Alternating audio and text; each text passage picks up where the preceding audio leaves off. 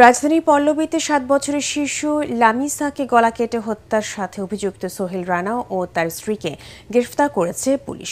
হত্যার পর গা ঢাকা দেওয়ার চেষ্টাকালে নারায়ণগঞ্জ থেকে তাকে গ্রেফতার করা হয় বলে জানিয়েছেন মহানগর পুলিশ।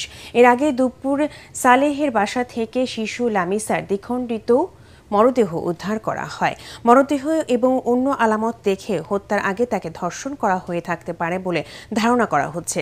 লামিসার মরদেহ ময়নাতদন্তে শহীদ সোহরাওয়ার্দী মেডিকেল কলেজ হাসপাতালের মর্গে পাঠানো হয়েছে। মঙ্গলবার সকালে অনেক খোঁজাখুঁজির পরও শিশুটিকে না পেয়ে পরিবারের সদস্যরা প্রতিবেশী সোহেলের বাসায় যান। সেখান থেকে বিবস্ত্র অবস্থায় মেলে ছোট শিশু লামিসার খণ্ডিত মরদেহ।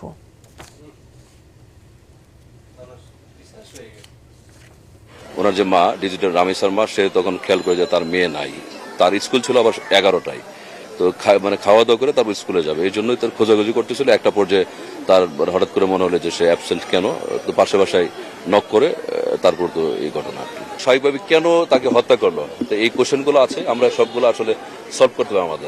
আমাদের এইগুলো যাচাই বাছাই করবো। আর যে বিষয়টা পোস্টমর্টম করার আগে অবশ্যই আমরা লিখবো যে এটা যেন মেডিকেল এক্সামিনেশন করা হয়।